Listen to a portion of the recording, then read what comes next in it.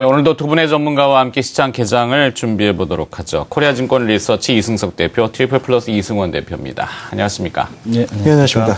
네, 이승석 대표님, 먼저 큰 이야기 들어봐야죠. 이 악재가 풍성하다, 이런 표현이 나오고 있습니다.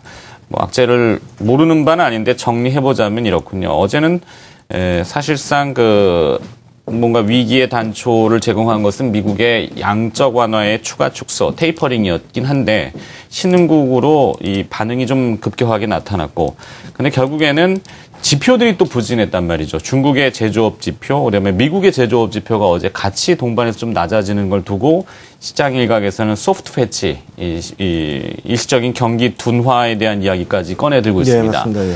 그러니까 뭐 이것이 보면 사실 리스크라고 하는 R이라고 하는 것은 확산과 전염이 빠르게 되지 않습니까?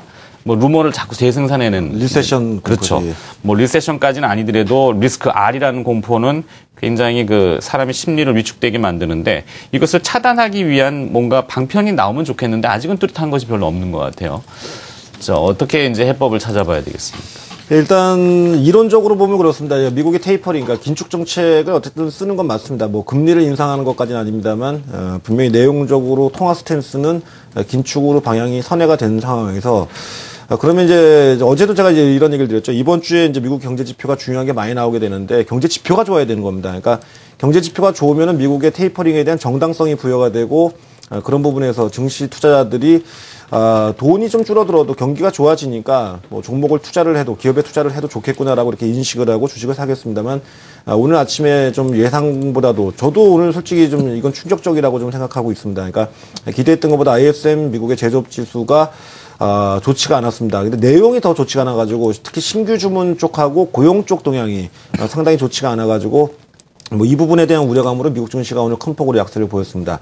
그러니까 미국이 어떻게 보면 자가당착에 빠져 있다고 이렇게 표현을 할 수도 있겠는데 자신감 있게 연준이 테이퍼링을 시행했는데 막상 1월 달 쪽에 발표된 그러니까 제가 지난 1월 달에도 그런 얘기를 드렸었습니다. 그러니까 12월 달에 경제 지표가 좋지 않을 가능성이 좀 있다고 본다고 했는데 실제 좋지 않았고 그럼 1월 달에는 좀 호전 1월 경제 지표 쪽은 좀 호전을 좀 보여줘야 되는데 일단 제조업 지표 자체가 좀 부진함으로 인해 가지고서 이번 주 주후반에 예정돼 있는 미국의 ISM 서비스업 지수 그다음에 1월 달에 미국의 고용 지표 등까지도 같이 좀 동반해 가지고 우려감을 현재 만드는 상황으로 좀 뒤바뀌어 있습니다.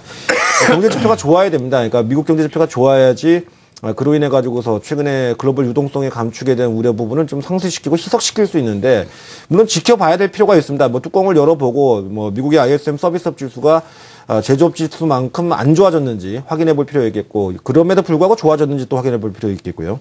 특히 미국의 고용 지표가 지난 1월 달에 신규 일자리 숫자가 크게 줄어드는 거에서 다시 회복 가능성이 있는지 등까지도 확인이 필요합니다만 이게 이제 시간 차이를 두고 역작용의 가능성까지도 우리가 좀 생각해 볼 수 있겠습니다. 참 역학 구도가 이게 좀 복잡합니다.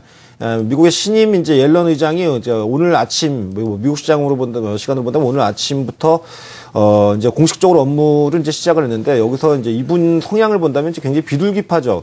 그러니까 이전에 그 양적 완화 정책 QE의 이론적 뒷받침을 제공했던 인물이다 보니까 미국 경제 지표가 어쨌든 안 좋아질 경우에 3월에 있을 미국의 FOMC 회의에서 추가적으로 과연 테이퍼링을 시행할 수 있을지 여부에 대한 역해석으로 또 이게 가능하다 보니까 이건 또 장기적으로 보면 괜찮은 거, 중기적으로 보면 괜찮은 것 같습니다. 다만 단기적으로다가는 역시 지금 현재 그야말로 뭐 자라보고 놀란 것은 소뚜껑 보고 놀란다고 미국의 경제 지표가 신흥국 위기에 이어가지고 이쪽이 같이 좋지 않다 보니까 동반해가지고 좀 약세가 좀 확장되고 있는데 문제는 이제 그건 것 같습니다. 미국 증시가 더 빠질 것이냐. 제가 그림을 잠깐만 좀 보면서 좀 설명을 드리도록 하겠습니다. 제가 그 준비해 놓은 그림이 있는데 미국의 VIX 지수죠. 변동성 지표입니다.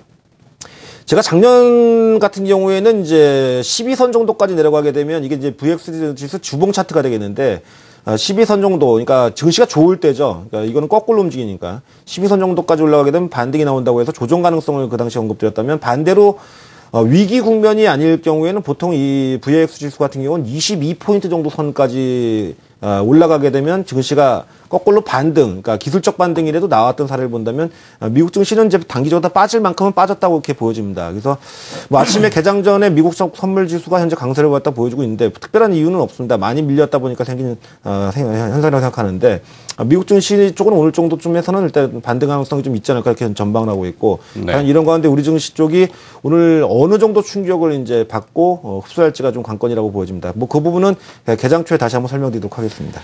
네, 뉴욕 증시가 2%가 하락했습니다. 뭐 지난 2013년도 뉴욕 증시는 약 30%가 넘는 상승을 기록했기 때문에 뭐 하루 2% 떨어지는 거를 급락, 폭락 이렇게 표현할 필요는 없는데 자, 우리 시장은 같이 오르진 못했고 떨어질 때는 같이 떨어지고 뭐 이런 현상들이 이제 반복되는 거 아니겠습니까? 이승원 대표님. 네. 자, 뭐 악재는 매우 많고 호재가 빈약하다고 하는데 정부가 어제 내놨던 이야기들 몇 가지 중에 내수 진작을 일환으로 뭐 관광 산업을 육성한다 그래서 카지노 관련주, 호텔, 뭐 여행업계 이쪽은 좀 훈풍이 도는지 모르겠고요. 그다음에 뭐 원격 진료가 허용되고 뭐 남북 이산 가족 얘기가 있고 비트코인 얘기가 있고 이런 개별 재료들이 있지 않습니까? 그러니까 시장 전체가 다 무겁게 떨어지지는 않을 것 같고 개별 섹터들이 조금 받쳐주는 형태가 될 것인지 아니면 다 좀 무거울 것인지 이 부분이 좀 중요한데요. 좀 그 중요한 건 이제 그런 개별 섹터들도 한꺼번에 이제 무너지는 순간이 왔을 때 이제 그런 순간이 조금은 왔을 때가 이제 시장이 단기적인 바닥을 좀 찾을 수 있지 않을까라는 생각이 듭니다. 그러니까 왜냐하면 현재 이제 개인들은 지난달 같은 경우도 1조 6천억을 매수를 했고요. 그러니까 이런 상황에서 이제 마지막 이제 개인들 그 신용에 대한 쪽 작년 지난달 같은 경우도 역시 개인들의 신용 잔고가 증가하는 이런 모습들을 보여줬었는데 주가가 이제 1900선을 하회했을 때 개인들의 이제 투매 정도가 나와준다라면 아무래도 단기적인 이제 바닥을 찍고 쉽게 올라가는 이제 그런 흐름이 좀 형성이 되지 않을까 이렇게 생각을 해봅니다. 하지만 그 투매가 온다라고 했을 때 뭐 그런 이제 개별 소재들에 대한 그 테마들은 살아 있겠습니다만은 투매가 왔을 때 1900 언더에서 투매를 하게 되면 PBR 1배 영역 밑에서 매도를 했을 때 결코 이제 그 과거 경험에서 놓고 보게 되면 바람직했던 적은 없었던 것 같습니다. 그래서 지금 1900 언더를 하회했을 때 매도보다는 여전히 이제 오히려 좀 매수 쪽으로 보는 게 좋겠고 매수 여력이 없더라면 관망에 대한 쪽을 보는 게 좀 낫다라는 생각을 하고 있고요. 시장이 쉽게 풀리지는 않을 것 같습니다. 2월 9일 날 이제 그 도쿄도지사 선거가 있고요. 그러니까 지금 어제 같은 경우도 아소다로 일본 재무상이죠. 아베 정권 탄생에 가장 큰 기여를 했던 아소다로 재무상이 일본 법인세 인상에 대해서 반대를 하는 그런 얘기를 했습니다. 아무래도 이제 정계 개편을 염두에 두고 이제 아베와의 이별을 지금 그 밟는 듯한 그런 수순을 보여주고 있는데요. 그렇게 되면 아베노믹스에 대한 해체도 역시 가속화되지 않을까. 그동안에 이제 테이퍼링이 된다고 하더라도 일본의 양적 완화 공급에 의해서 전 세계적인 어떤 통화 공급에 대한 쪽을 줄이지 않는 이제 그런 구도에서 지금 이제 구도가 바뀌는 상황에 대한 쪽으로 좀 가고 있기 때문에 변동성에 대한 쪽은 좀 불가피하다라는 측으로 좀 보셔야 될 것 같고요. 그리고 이제 국내 시장에서는 이벤트가 아무래도 만기가 있습니다. 그러니까 그때까지는 시장에 대한 쪽에서 적극적인 반등보다는 아무래도 제한적으로 이제 그 기술적인 반등에 대한 시도가 나타나는 형태가 될 것이고요. 그리고 이제 그때까지 이제 만약에 투매가 나와준다면 오히려 쉽게 시장에 대한 바닥을 찾을 수는 있겠습니다만은 올해 투매가 없다라면은 조금 더 그 시장이 좀 계속해서 외국인의 매물에 의해서 이제 짓눌리는 그런 모습이 될 수 있다라는 점으로 좀 보시면서 접근을 해 나가셔야 될 것 같습니다. 네. 자, 뭐 악재 많습니다. 그리고 또 뉴욕 증시가 뭐 다소간의 큰 폭의 하락을 했고 우리 시장 개장가인 영향을 또 줄 것이고 이승석 대표님, 네. 악재만 있는 건 아니지 않습니까? 시장 안전판의 호재? 뭐 이런 거를 굳이 어거지로 찾을 수는 없지만 분명히 있는데도 불구하고 안 얘기하거나 넘어가 버리는 것도 안 좋은 거 아니겠습니까? 제시 리버모가 옛날에 그런 얘기했죠. 이제 증시가 오르기 시작하면 세계 대전이 벌어져도 증시가 올라가고 그러니까 추세에 대한 부분이죠. 그러니까 요즘에 이제 셰이맨커께서 얘기했다시피 전일 유로존의 그 PMI 지수 같은 경우 상당히 좋았습니다. 32개월 내 최고치 수준까지 올라가면서 유럽의 재정 위기 문제가 이제 거의 뭐 일단락됐다고까지 물론 뭐 디플레에 대한 우려감이 존재하고 있습니다만 경제 지표가 좋아지는 건 분명히 맞습니다. 그러니까 미국의 경제 지표하고 또 중국의 경제 지표를 근데 일단 물론 이제 뭐 계절적 요인에다만 갖다 붙이기는 어렵습니다만 그 영향도 분명히 있다고 생각됩니다. 보통 과거 이제 중국 같은 경우는 PMI 지수가 춘절을 전후해가지고 좀 약화됐던 게 일반적인 사례였고 미국도 그 영향력은 그렇게 크지 않았다고 이렇게 어저께 뭐 평가를 받았긴 했습니다만 북동부 지역 쪽에 한파 여파가 분명히 미치는 것도 분명히 사실인 것 같습니다.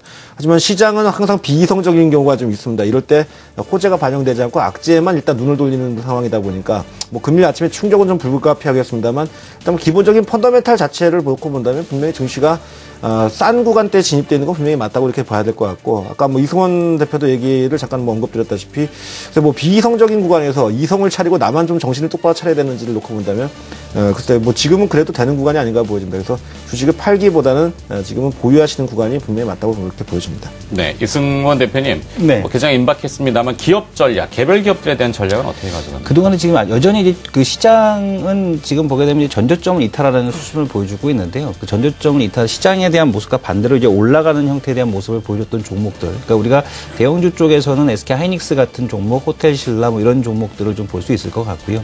그리고 중형주 쪽에서는 지금 보게 되면은 우리가 이제 단기적으로 바닥권에서 관심을 가졌었던 추세가 좋았던 아프리카 TV, 뭐 KT 뮤직 이런 그 작은 종목도 추세가 좋았다가 시장 때문에 조정이 나온다라면 여전히 뭐 접근에 대한 쪽으로 좀 보셔야 되지 않을까 이렇게 보여집니다. 네.